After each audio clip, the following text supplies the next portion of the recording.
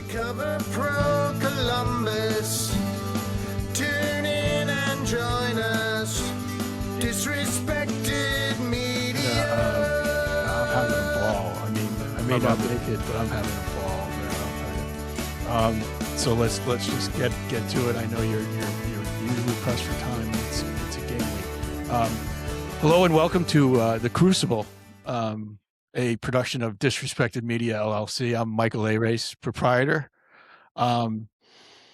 This is, as I said, the Crucible podcast. Go to disrespected.com to see all of my written work and check out this podcast as well as Cannonballs at Spotify, Apple Podcasts, other platforms. I'm really not sure which other ones, but you can find them.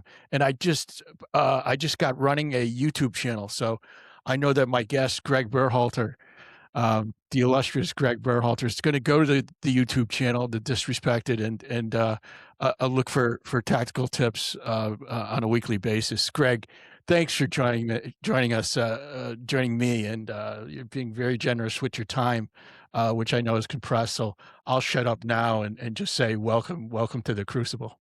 Thank you. Great to be here. And how are you? You Doing look good. Well. Thank you. Doing well. Busy, another season starts. I'd like to say that, the season starts and like you put your head down and all of a sudden, the season's over and you lift your head up and you're like, oh, wait, 12 months just passed. Well, it's great. It'll be a good season if you can extend it to the 12th month, right? So there's that. Now, 2 games under your belt this year. Were you at the groundbreaking for the new stadium the other day? Yes, I was. Amazing. That's quite a piece of land. How did they get their hands on it? It was a piece of land that they've wanted to the last 10 years. A developer called Related bought the land, and they could never find the right partner to work with on it. And when Joe Mansueto was made it known he's interested in building a stadium, this piece came up and he went to go see it, and he fell in love with it. It's right on the river, 2 miles from the training ground. Views of the city, Sears Tower in the background, amazing piece of land.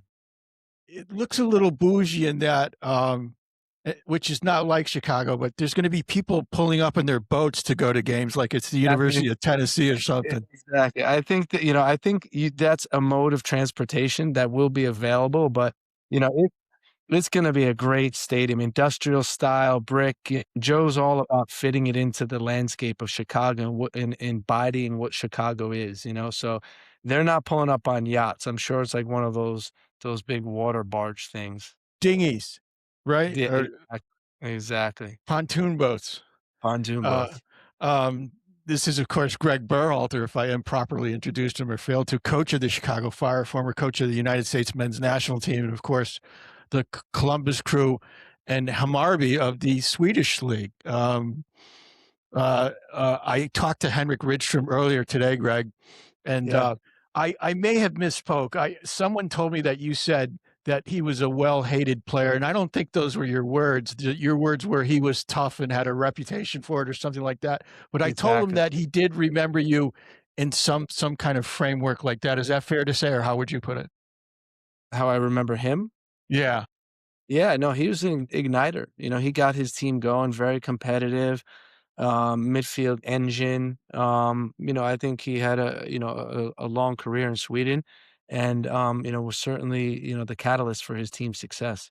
Now let's talk Fire real quick. A kind of tale of two cities, your first 2 games. Lost. This MLS, we played a great first half in Houston, really good, winning 1-0. And we stayed in the locker room for the second half. And when you do that, you don't win games. So we ended up losing 1 on 2, 2, I think, plays we'd like to have back. And then the second game, I think we handled, it's Montreal's never an easy team to play against. They present some problems. And we were able to score and then, score a couple more late in the game. And turn my volume down here. Have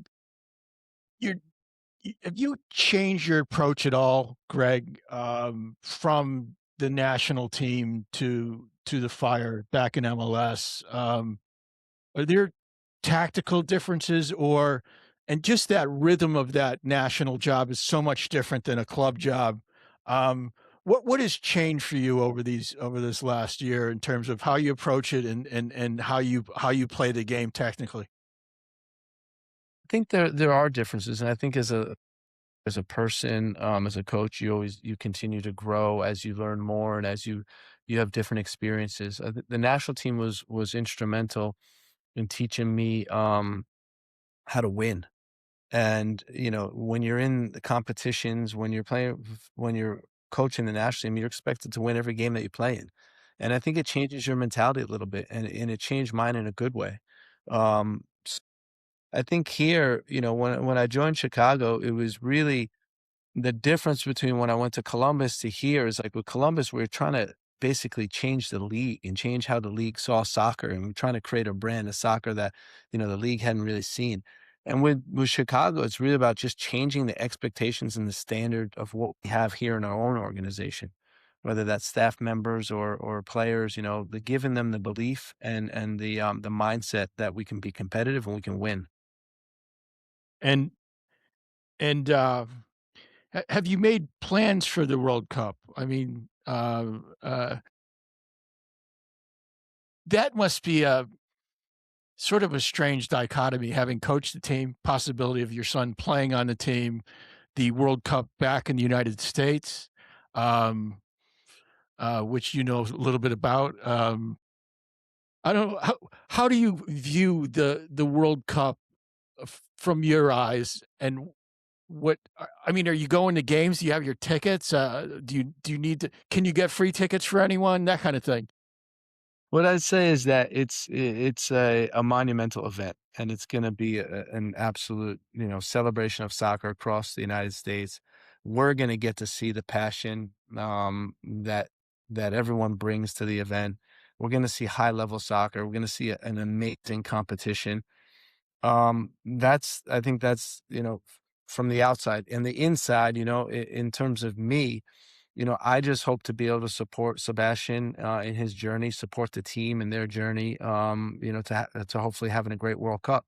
Nothing's given, so he's going to have to earn his spot. But, it's interesting how things work. 4 years ago, you're the coach and now you're a parent, which is kind of crazy, but pretty cool. Are you a good soccer dad? Oh yeah. I'm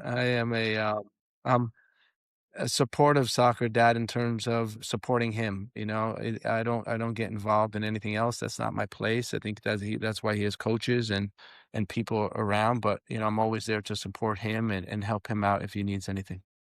What can we? Well, before I ask you that, when you saw the schedule, um, when did it dawn on you that this would be the Cruise home opener, and that the Fire would be the opponent? There's a lot going on there, given your history here in Columbus, and how are you approaching that? It didn't dawn on me till this week. I didn't really think about it. And then when I saw Crew played Kansas City away, I was like, wait a second, hold on. We get back to back home openers for Columbus. That's special. Um, Did Yeah. Yeah. No, I was gonna say for me, it's a joy. I love going back to Columbus. I love what they've built. I love the whole story of the club. The club, means so much to me. The city means so much to me. And anytime I go back, it's an amazing experience. I was back multiple times with the national team. Back last year, you get to see so many different. I mean, so many of your friends and people that you've worked closely with. So for me, it's always a great opportunity to go back to Columbus. Yeah, it's a game, you have to win too, obviously. Yeah, Um, yeah, when we you have to. look at them, I know everyone's tight-lipped about tactics Yeah. and scouting and such, but, uh, what can you say about the Crew at this point after 2 match days for Henrik I mean, I Lidstrom? can see why they hired the coach in terms of similar identity to Wilford. I think there'll be as the year develops, I think there'll be some changes, some subtle changes that we see, but similar structure. And it makes sense to me. The roster was built to play this way, and now you bring someone that can continue that on. So I think it's, I know, listen, I know the background is that they have only gotten 1 point from 2 games. So they're going to look at this as a must-win game also. And that's just the dynamics of where we are in the season. And that's fine.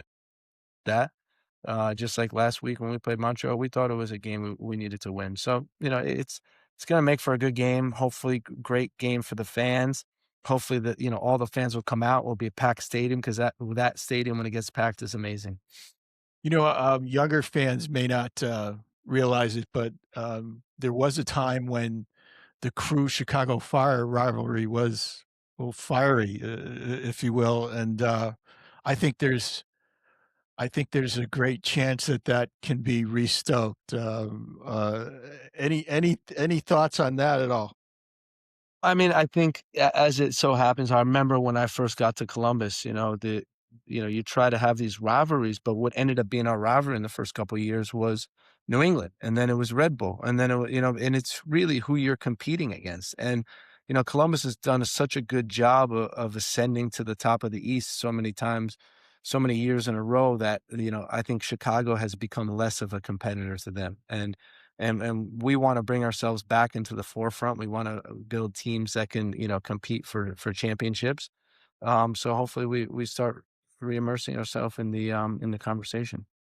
Well, tell us about this South African defender you have, who is, I don't know, he seems to have as many social media followers as Ronaldo. What's up with that? TLB. Yeah, a special kid. Young, 20-year-old, acts really mature, was captain of Orlando Pirates, which is vying for the championship in South African First League.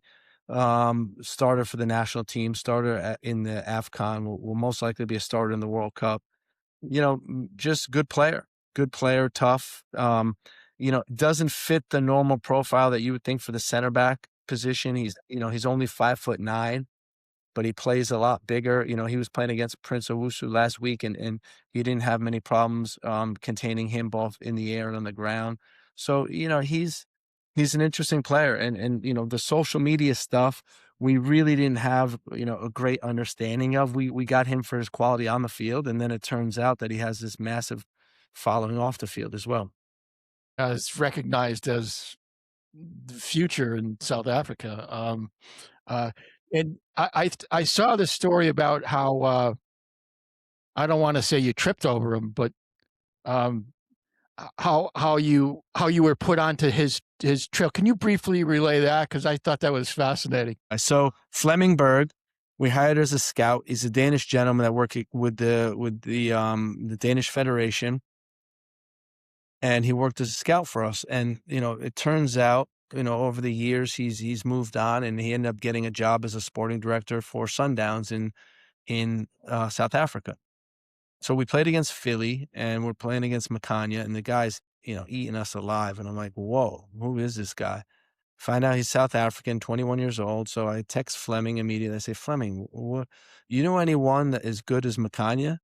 And he said, I have one better. And I go, who? And he goes, Mbakazi. And I go, hold on. And I looked at him, happened to be a lefty. And I was like, whoa, left-footed center back, So we started watching him, and we watched him for about 2-3 months. And then, he checked out. He's playing against big guys. He's playing against Optimon from Nigeria. He's playing top forwards and holding his own. So, we started working on the deal. We bought over here. We showed him the facility. We took him to dinner with him, and he had a great feeling about Chicago. So we ended up doing the deal. All right, great. Can you lastly now, you're in the second year of some kind of plan. Yeah. How do you see the arc of the Chicago Fire going forward towards, what is it, a 2028 opening of the new stadium? Yeah. We should continue to improve this year. We had a lot of room to improve on the defensive end, from last year. So we addressed that. We added some depth that we thought we needed. We added some power that we thought we needed, and we should get better. Having said that, a lot of teams get better, but we aim to compete in every single game we're in, compete to win. and we know it's possible. We won 9 games away from home last year, which was a club record. And we want to continue to push the envelope on both the talent that we bring in and what we do on the field. Yeah. And lastly, what have you told the Chicago media this week about this match against the Columbus Crew? How have you previewed it to the local media? We haven't done media yet, so tomorrow's the day. But it will always be a special place. Columbus to me, it will special city, a special club. But at the same time, you want to win the game, and I'm really excited. I love to go to that stadium. I love that field. I love the fans and everything. So we're really looking forward to our visit to Chicago. And I'm sure you'll have a toast. You'll have a toast at some point for Randy Sims. Rest in peace. Absolutely, And Father Christmas. Yeah, I mean, there was only one Randy. I miss him. Yeah, and did they ever do anything in the state? They did. They did. There was a recognition. It was nice. So, and well deserved. I'm looking forward to see. What's that? I said one of the originals. I'll never forget. Him telling me his story about driving every game from West Virginia, and I'm thinking, Randy, are you serious? He's like, I love it. It's my passion. And then it really struck me how much the crew affected people and the hold the crew had on people, and really. It was a real turning point for how I viewed, the loyalists and guys like Randy. Yeah, I think he went through 3 Priuses driving from West Virginia over the years, 3 or 4. So, well, that's great. It's nice to recognize and recall him again. He was wonderful, and you've been very gracious with your time as well, Gregg. Thank you for joining us here on the Crucible, folks.